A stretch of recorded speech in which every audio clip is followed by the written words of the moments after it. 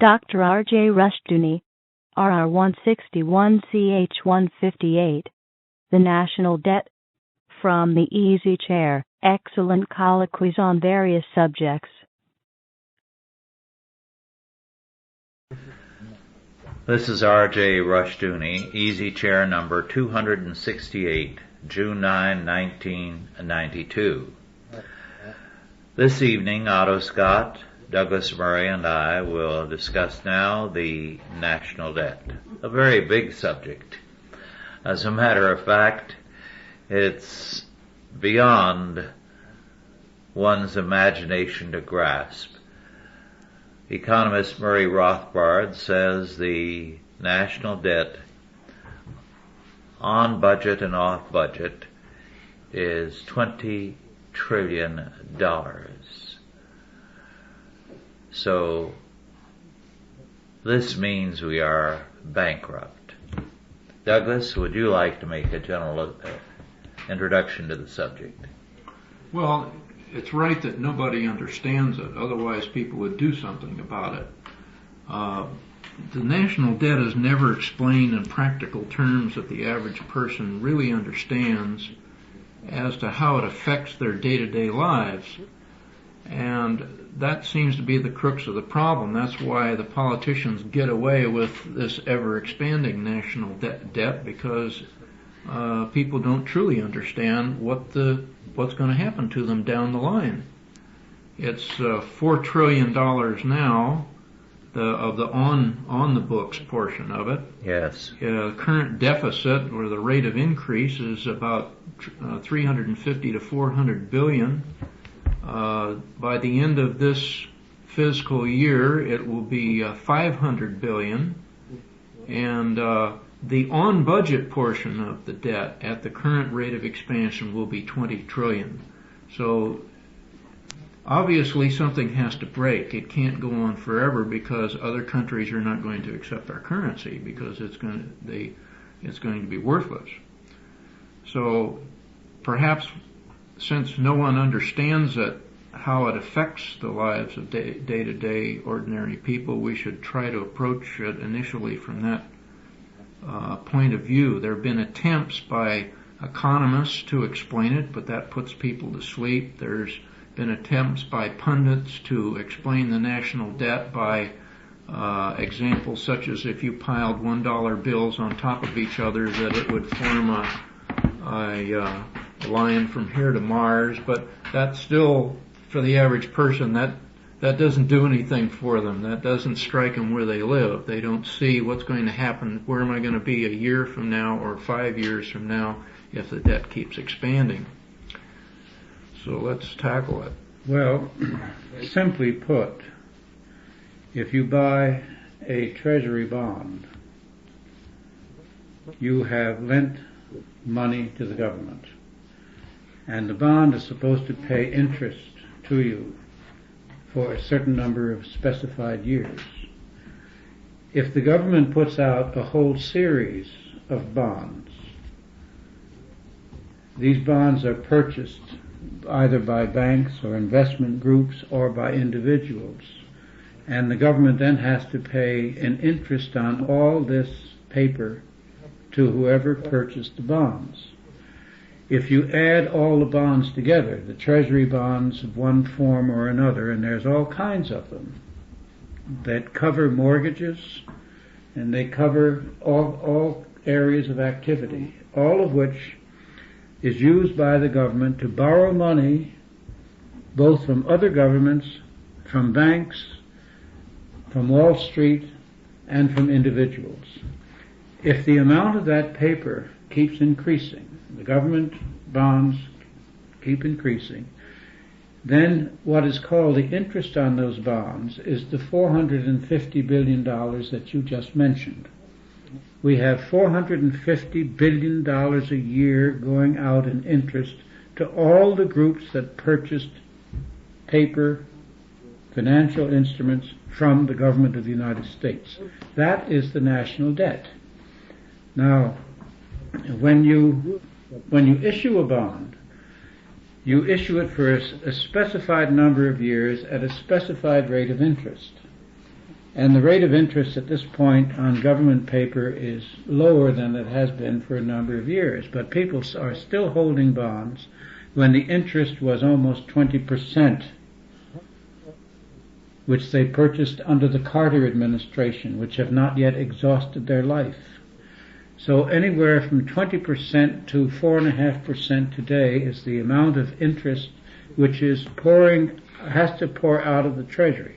That in order to pay this interest, the government has to put out more paper each time. It is borrowing money, in other words, not in order to pay the principal at the end of the road, but the interest year by year.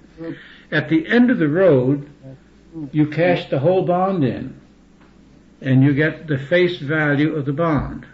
The interest that you accumulated on the way is your profit. So every year there's a certain number of bonds that are cashed in or turned over, as the phrase is, and the government puts out new bonds in order to pay the old bonds and in order to pay the interest. So you can see that the national debt feeds upon itself. This is where Murray Rothbard gets his 20 trillion. He's adding up what the bonds are worth when they're redeemed, as well as what they're worth en route to redemption. Now these are sums. This is a method which governments have used for several hundred years. One of the greatest examples, of course there's a lot more recent examples, but the great example for most people was the government of France in the 18th century. The government of France borrowed money in order to go to war against Great Britain on several occasions. It borrowed more money from the banks of Antwerp and Rotterdam and Amsterdam and London and so forth in order to help the American colonies, and it finally reached the point where it had put out so many bonds that the banks refused to buy any more. And that was when the government went bankrupt, and that's when they had to call the Estates General together, because the only way a government can get money when it is bankrupt is to increase the taxes. Mm-hmm. Now, we're at the point now where this has to be done. Now, in the interim, some very clever people in Washington have figured out a way around this. They are shifting the load, the tax load, from the government to private business. Private business is to pay for the health program. Private business is to pay for the pensions. Private industry is to pay for all the expenses of government. And then the government will say, we are going to reduce your taxes. And they want them to pay for the environmental programs. Right. I talked a few days ago to a very fine man who has been a very faithful and generous supporter of Chalcedon over the years. And he has held executive positions. 18 months ago, he lost his job because the economy destroyed the group he was working for. Well, because the health care and pension load is shifted on to industry, he found that the only way any group could take him was to pay the difference that would have made up for his not being, say, 25 years old. So he said, who's going to make up the differences in industry and catch me up? So he said, I find that as a white male of 50, I am unemployable. It's too high a price for industry to pay to take me on. The government has mandated these payments. Yes. And he said, they could be compelled to take me on if I were black or a female. Yes. But he said, a white Christian male? He said at the unemployment office, there was a very helpful woman who told him very frankly, She said, the thing for you to do is to run out on your wife, and then I can get a job for her. The Great. contractor. That's a great solution. Yeah. This healthcare thing really is a vicious anti-family piece of legislation. And illustrate this, a local contractor told me that he cannot afford to hire a married male under 34 or over 34 years old. He has to get virtually kids right out of school and use them in his business for 5 to 8 years, and then he has to cut them adrift. Otherwise, he can't keep them employed. He cannot afford the health care insurance. Well, let's go back to the government debentures, the government obligations. Fannie Mae and Freddie Mae, two government agencies, have accepted the mortgages of many millions of people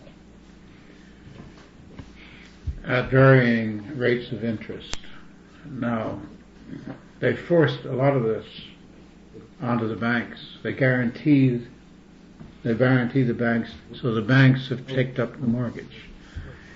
If the mortgages fall below a certain level, the level of return, let us say, and they go into a state of debit, the people will not pay the mortgage because it isn't worth what they're living in. The Fannie Mae and Freddie Mae will go belly up, just like the savings and loan guarantees, because there isn't that much money in the country, no matter how much money we have. One of the things that's been saving the government from the crunch is the fact that the overseas dollars are not being returned to this economy. They're being locked up or they're being used as currency by other countries. And this is the euro dollars. Dollars are used in Argentina. Dollars are being used in Russia. You wonder where they got all the dollars in Russia, where they got them. But in any event, what we have floated here is a sort of a Ponzi scheme. We have borrowed from the world over and over and up. And the whole world now is our creditor. And if we fall, they all fall with us. Yes. Well, if an individual uses this system that the government uses, they go to prison. Oh, yes. Yes. What we need is a special prosecutor to go after the government Well, for this Ponzi scheme. whenever you have a debt, someone pays. Oh, yes. Someone always pays. If the debtor doesn't pay, then the lender does. And sometimes when the government is involved, it's an innocent third party who pays. To illustrate, and I can think of several cases of this immediately, of people who called and talked to me and others as well. Let's assume there is someone in New York. His wife is in process of getting a divorce and she comes to California. She gets a job here. He has been a man who's made money but has not paid his taxes properly, so the IRS cannot get it out of him. He's got it all concealed or hidden. They can come and seize her meager earnings. Or they can take what belongs to her family and which she has inherited, that she might have inherited while they were still married. This is the brutality of the situation. Now, more than one country in this century has defaulted, has refused to pay its debts, and has simply said, we don't owe anyone anything. But what happens is that someone loses. Yeah, but you notice the common denominator element is that it's anti-family, Yes. traditional values or Christian values. Well, what they will do, you see, they seize everybody's bank accounts. This has been done repeatedly. Their insurance money, their pension funds, everything. Well, look what Gorbachev did. He pulled in all the 50 rubles. Yes. He declared them worthless overnight. So all the savings of all those people were overnight declared of no value. Stalin did that once earlier. Now, of course, defaulting, Philip II defaulted 3 times in the course of his reign. Defaulting is the oldest thing that a government does. The other oldest thing that they do is to debase the currency, or inflate, whatever you call it. What is really at stake here, when you have a government that cannot meet its obligations without raiding the private sector, is that the government is eating up the seed capital of the nation and forcing worthless paper onto the banks. This is why the banks are in trouble. Our banks were not so stupid as to lend all this money overseas with the expectation that it would be paid. They knew that it wouldn't. They were pressed by Washington, D.C. into making those loans because the government said, we guarantee them and we insist that you make them. So they nationalized the banks. Yes. In effect, they've nationalized the banks. They've also nationalized the auditors. And they're in the process of trying to nationalize the attorneys. Back in the 1930s, for every teaching job that opened in Los Angeles, there were as many as 5,000 applicants from all over the West. The pay was regarded as sensational, $150 a month. Oh, that was a great, nice job. Yes. And it was towards the end of the 30s, I think when the 30s ended. My father, at no small sacrifice, provided me with a gift, $100 bond. Now, that, when 150 was good pay, was big money. It was early in the 50s I began to realize that $100 bond was not worth as much anymore. So I cashed it in immediately. Now, if someone had collected quite a few $100 bonds and put them away, as some people did, consider what in time they would have found. They had thrown their money down the drain. They had been robbed.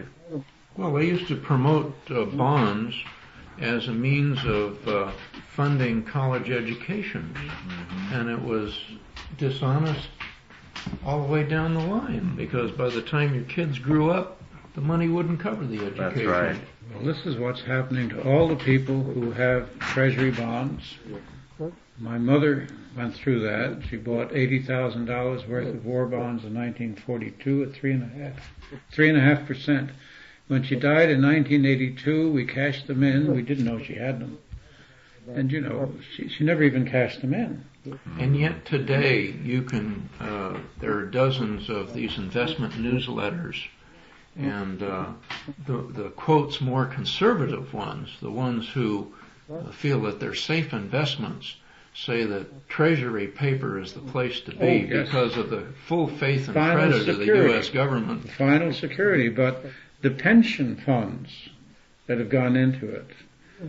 Now, of course, there's a great deal of outcry about what corporations are doing with the pension funds. It's the corporation's duty is to earn money with the pension funds. You understand that if the pension fund is left untouched, it's not in cash.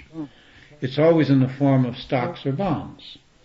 And they have to earn money with the pension funds in order to keep up the payments of the pension. Because if they don't, they won't be able to continue those payments. Well, when you have continuing inflation, which we have, and when you have a stock market which is out of control and totally irrational, what are you going to do with your pension funds? A lot of companies went into what we call junk bonds because the junk bonds had a higher yield.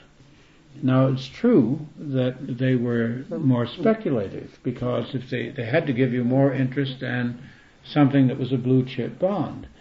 But if you wanted to bring in enough money to keep your pension funds going, you had to go onto these more speculative bonds.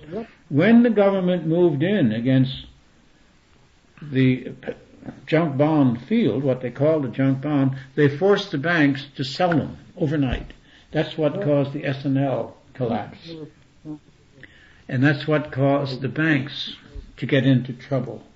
So we have the government manipulating on all sides of the fence. You know, the junk bond thing was predicated on an expanding economy, which Yes. they could convince people of during the 80s. That's right, because the economy was expanding. So what comes next in this discussion?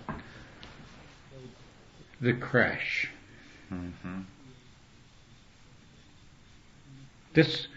We have here a situation very similar to the French situation in the close of the 18th century. We have a rich country, we have what amounts to a rich populace, and we have an increasingly impoverished government which is drawing its riches from the people in various forms.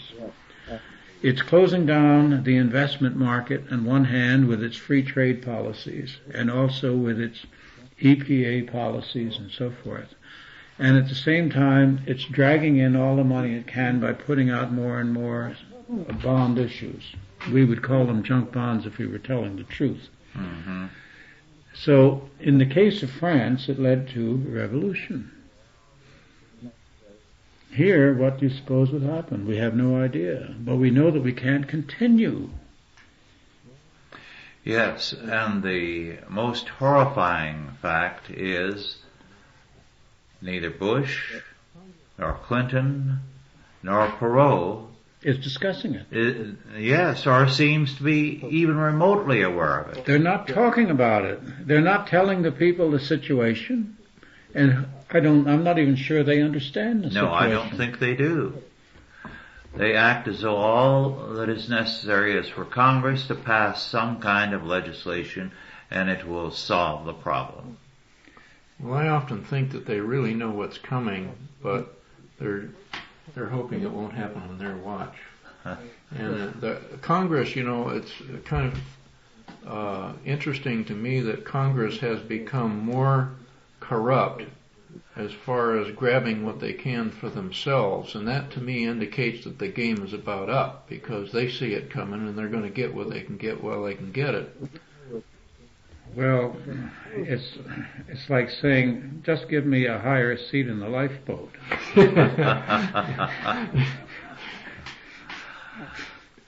Well, you know, the choices are kind of limited. You can have an inflationary depression where the government prints an unending stream of money to the point where nobody will accept it, or you can have a deflationary depression, which I think Howard Ruff described once as a choice between a car going over a cliff with the foot on the accelerator or the foot on the brake. But you're going over the cliff one way or the other. Well, suppose they were to revalue gold. I'm positive that they're sitting on the price of gold. Yes. The central banks are buying gold and swapping gold all the time. But none of those large transactions ever seem to affect the price of gold in the marketplace. They're not even counted as existing. So we have an artificial price of gold.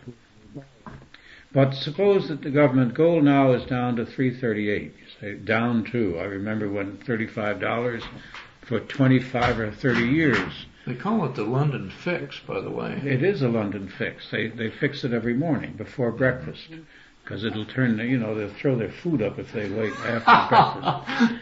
At any rate, if they were to say, okay, American gold is now worth X dollars, the gold that we presumably have in the government, suddenly there would be, and if they fixed it to the dollar, there would be some sort of yardstick where you could begin to make economic sense.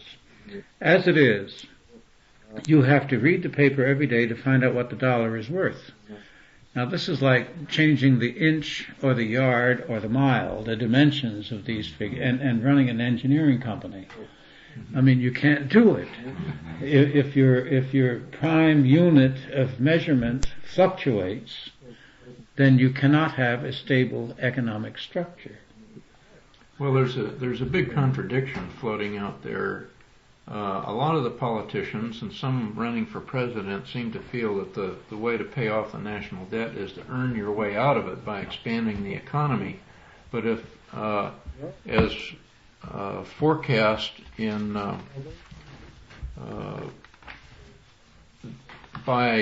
within the next 5 years, the government will consume 90% or more of the total credit available.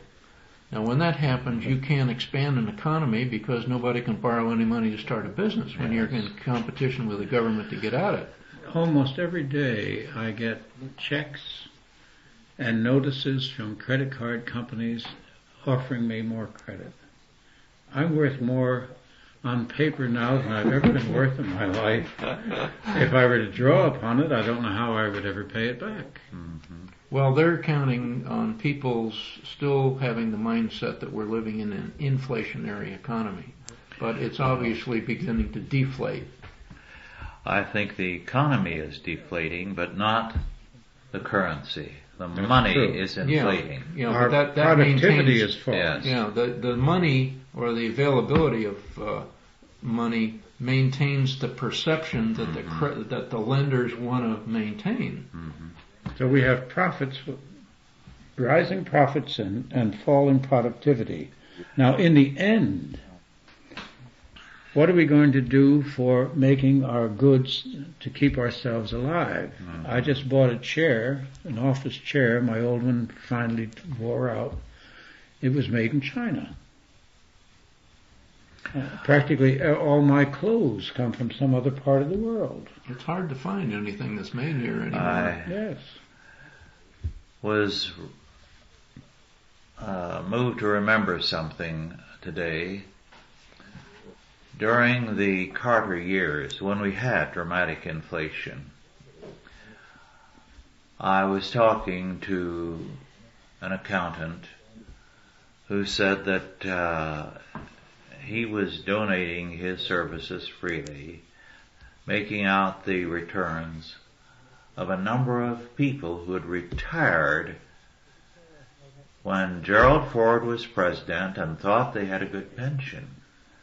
But with the march of inflation so dramatically under Carter, they couldn't make ends meet, and they were having to skimp.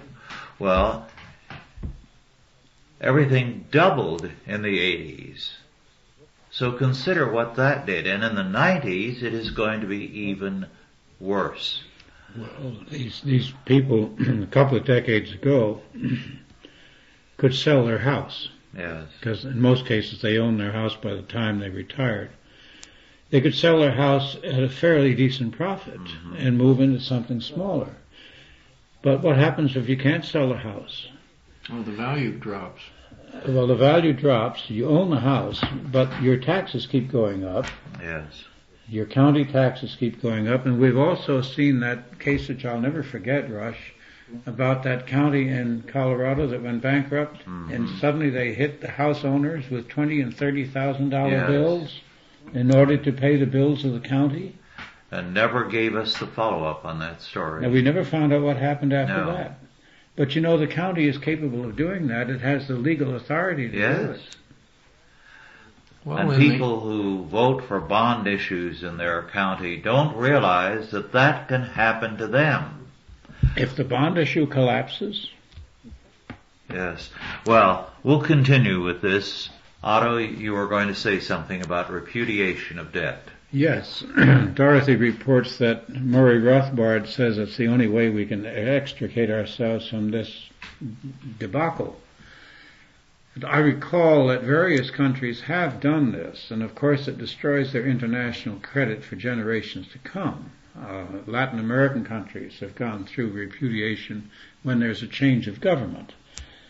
The Soviet Union, of course, repudiated all the czarist debts, as a result of revolution or internal overthrow or whatever. So you were then barred from the international markets for an indefinite period of time. But don't forget, in this instance, much of our internal debt is owed to the people. So the repudiation of our debt would wipe out all kinds of pensioners and all kinds of American investors. Rothbard is aware of that, and he says we are going to repudiate, and he feels that what we should work for is to get the federal government to sell off its assets so that it will pay off the national debt by selling off the national forests, the national parks, to private interests. And he feels that since the federal government has accumulated such vast properties in all 50 states, selling these off will more than take care of the national debt. Well, in that case, he parallels what Peter Ball, a retired investment banker I know in San Diego, had told me 20 years ago, that the government has enough assets to match its debts if it would turn them loose. But of course, here you would have every one of these agencies which make a living monitoring the use of these assets out of business. What we're really talking about when it comes right down to the crunch would be a reorganization of our government. Now, in the previous tape, we talked about a new constitution because that's what Mr. Perot wants. But I don't think a new constitution is necessary. I think the old constitution should be restored. Yes. Which prevented the government from owning all these assets. Originally, they were only allowed, 10 square miles? They were only allowed post offices and forts. Yes, and an area 10 miles square for military bases. For government buildings. Yes. The Constitution forbade the ownership by the federal government in the states of anything more than that. I've never forgotten your talk about the king's property, the deer parks, yes, which was put in by the Norman, William the Conqueror, yes, who took over all the free lands of England and called them crown properties. This government has done the same thing. Yes. We have spotted owl parks and snail darter parks. They've used the sovereign authority the way an absolute king used to do it. By decree. By decree. They gave themselves the authority, and a cowardly court, which is under the thumb of Congress, has permitted them to do it. One of the things that I think we need to be mindful of is this. There has never been an advance in the history of civilization that has not been preceded by a greater productivity in farming.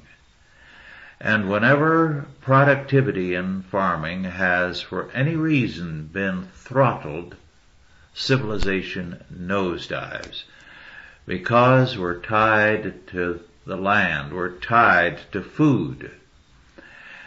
And what we are seeing all over the world is a steady throttling of productivity in agriculture.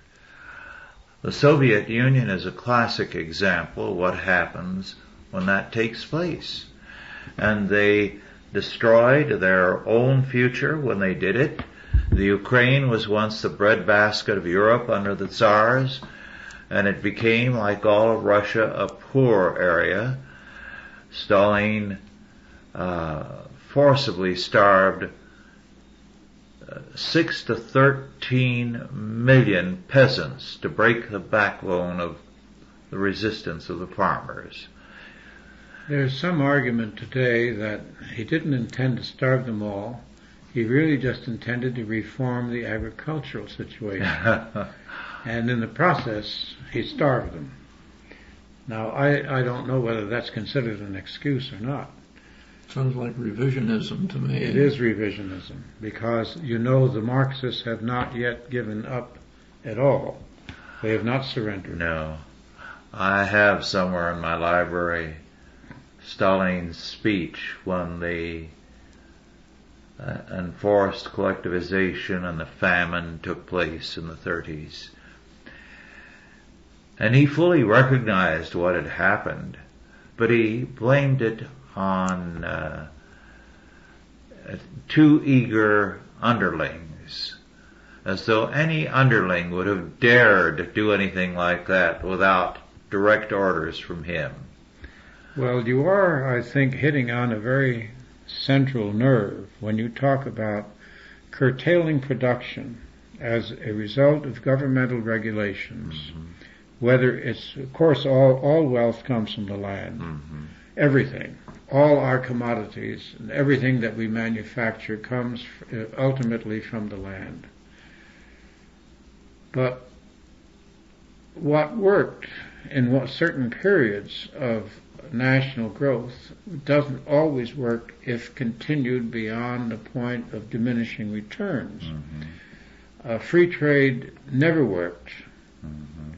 And the South is a pretty good example of the argument that it should have been instituted and it wasn't. But in any event,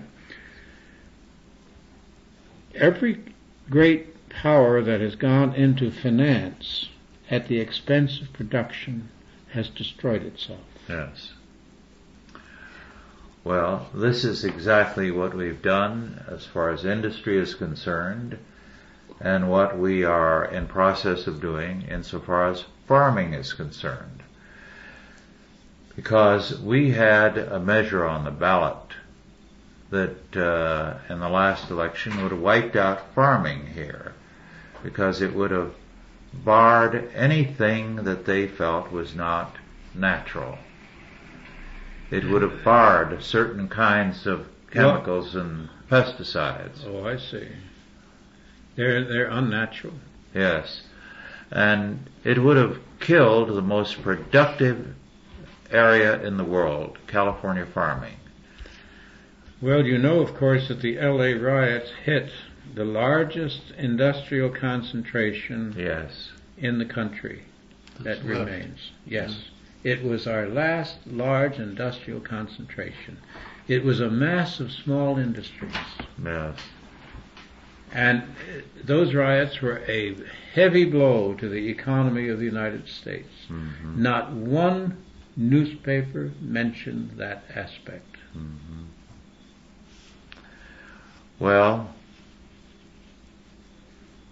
whom the gods would destroy, they first drive mad. Yes.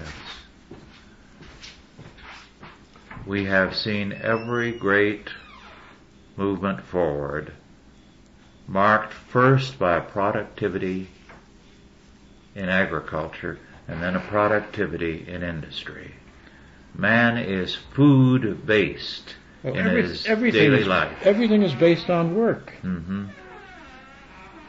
Without work, what have you got? Yes. And it's interesting to see the decline from generation to generation, from the men who built factories and turned out goods and operated farms to the sons who went into the professions. Yes. Now, professions don't keep us alive. The law doesn't keep us alive. Mm-hmm. And these caring professions, as they call them, the social therapists, are saddling us with expenses that bankrupt us if we get sick. And everyone gets sick. Mm-hmm. In other words, we made a mistake generationally when we sent our kids to college. Well, I'm sorry to say we did. We had a great we substituted schooling for aristocracy.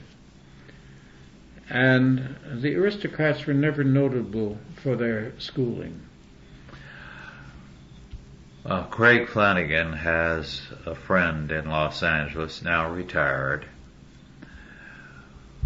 who lived in Beverly Hills. He was a Scot, a hard-headed, thrifty man.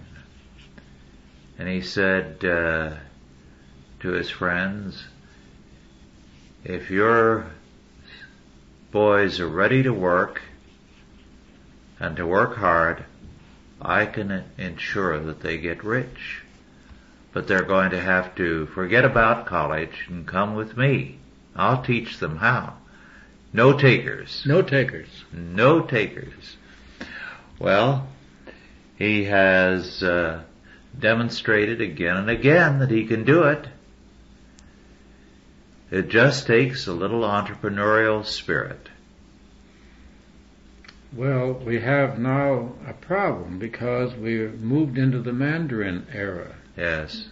The Mandarins were given official positions because of their learning.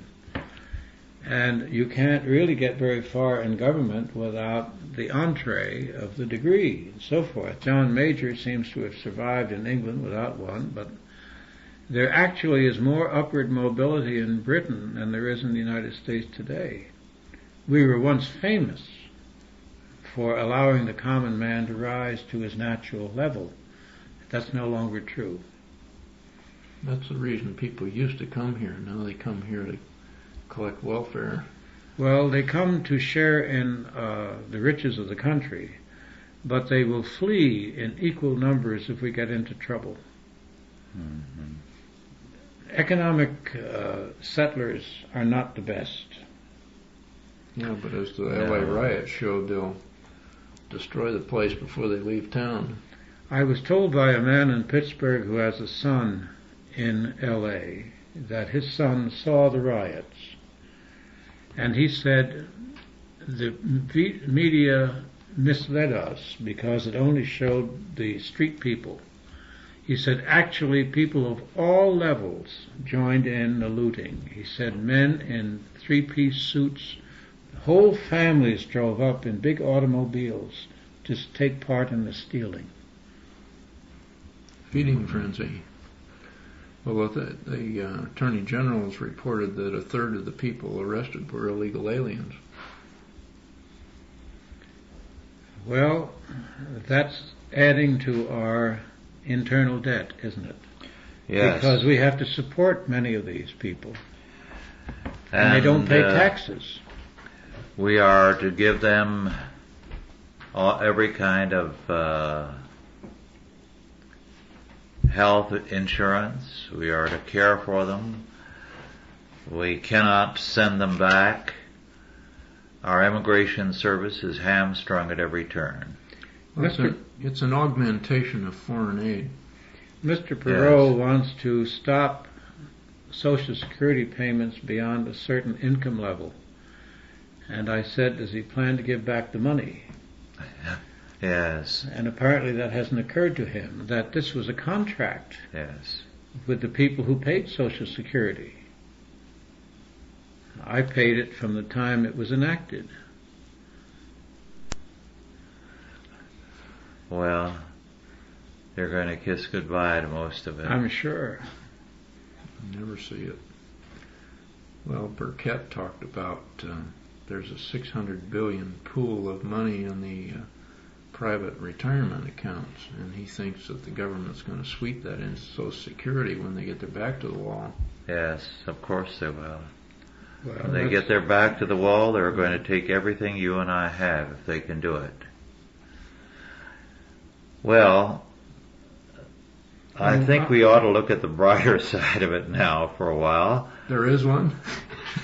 Well, I think the federal government is a dead duck. They're bankrupt. So they're not going to clutter the landscape too long. And the same goes for all the European countries, the Far Eastern countries, and more.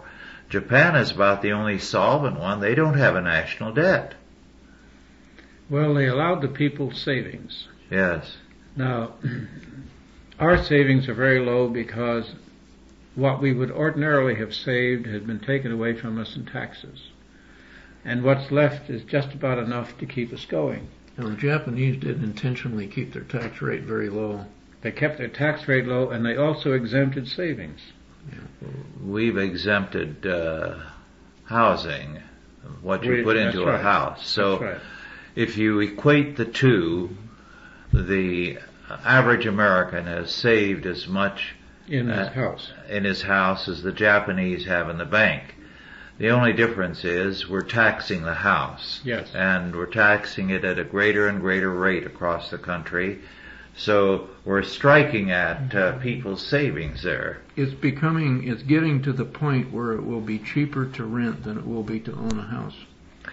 The deflation that's going on now, which is we're seeing in the northeastern part of the country, there are people back there who are abandoning homes that they put a lot of money into because the amount they owe on the mortgage is more than the current market value of the house.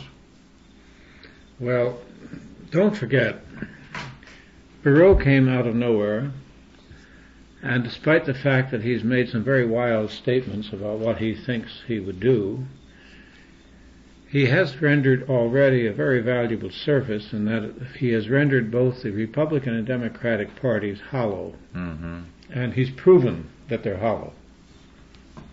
He's also proven, Pat Buchanan also proved the conservative movement was hollow, just by emerging. Mm-hmm. Now, once you break Humpty Dumpty, once the mystique is gone of the rulers, the governing elite, and it's in the process of destroying its own mystique, then the game changes and all kinds of new individuals begin to appear, Perot being simply one of the first. Others will appear. I think that Perot has done Howie Phillips a great unintended favor, because Howie is trying to put together a small intellectual party based upon Christian principles. Mm-hmm. And I think that no matter how this election goes, he says he's going to continue this for the rest of his life. He's going to have an alternative, an intelligent alternative to the dementia that we may see. Mm-hmm. So therefore, I really I'm more hopeful now than I was, let us say, 6 months ago. Because once the gates of change swing open, there is a fighting chance. Yes. Well, I agree with you. I think what has happened this year shows that the Republicans and Democrats are bankrupt. And people are increasingly ashamed of what they represent. I think that we are going to see that disillusionment increase.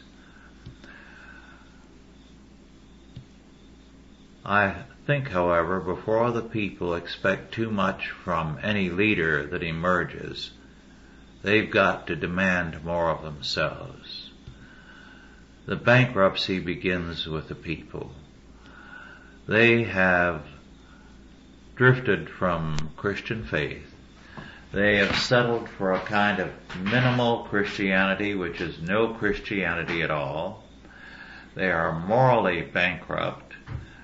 The overwhelming majority of church members, as I pointed out in a tape about a year ago, and these are those who profess to be Bible believing, don't believe more than 4 of the 10 commandments. So they are really bankrupt, morally bankrupt. Now, this has to change. I do believe a change is developing on the grassroots level. So I am encouraged. I think it's going to be grim for the rest of this decade, but I think signs of a new country will emerge. Well, I heard from a fellow a couple of days ago who lives in Virginia, who's been attending some religious gatherings of a fundamentalist nature. And he said that when he began to attend them, they were something like 40 or 50. He said now they are in the hundreds. Mm-hmm. And he said nobody seems to know it, but there is an awakening. Yes. Well, the media would never acknowledge it, No, but of it's course very not. real. It's very real. Well, how do people survive in the meantime during this period? What practical measures can they take to try to minimize the pain? I think they need to get out of debt. They need to have some gold and silver. They need to think in terms of a crisis that is developing. And they need, above all else, to deepen their spiritual roots. In the last depression, the last Great Depression of the 30s, there were an awful lot of governmental activities were just quite simply ignored. There were an awful lot of people who helped each other. Almost everyone I knew that had a job had somebody sleeping on the sofa at night who needed a job. There were, at Prohibition, when the Depression started, I can't tell you how many home brews were sold in private homes, how many housewives were making beer on the side, and there were all kinds of expedients going on. Nobody took baths? People took baths. Bathtubs were full of this brew. Oh no, they didn't use it in bathtubs. They had regular barrels and so forth. Mm-hmm. In fact, there were stores that sold hops, remember? Yes. And they sold stills. Well, it's interesting too that crime dropped with the Depression. And people went back to church. Families doubled up, as Otto said. Every sofa had somebody sleeping on it. Even the movies got religious. Yes, they did. Very definitely. It was a back to basics time. There are worse things than losing your money. Mm-hmm. It was surprising, too, how many people had their power turned off. And I only knew one person who was broken up and cried over it, and she had been very wealthy. And she was a widow. Her oldest son had laid waste everything. And she cried. But others took it in their stride. Well, what else can you do? Mm-hmm. I mean, it's like wartime. Do you know the suicide rate drops? Yes. And there is a common cause, and all of a sudden the disparities in circumstances cease to have the exaggerated influence and status that they have in good times. All of a sudden nobody says, if you're so smart, why aren't you rich? Because nobody's rich anymore. There was another aspect to the Depression. People enjoyed laughing. That was the time when the great radio comics developed. Jack Benny, Fred Allen, and a great many others. It was amazing. They had these comedy movies about wealthy people, and you would have thought that the audience would throw stones at the screen. They didn't. They thought it was just marvelous. I think George Burns plans to go through this whole next cycle. He very well may. I'm Yes. surprised that he hasn't issued his Secret of Longevity. Well, he says he's waiting to get to 100 because after 100, the death rate is very low. But George Burns and Gracie Allen were one among many, many comedians of that era. It was quite a time.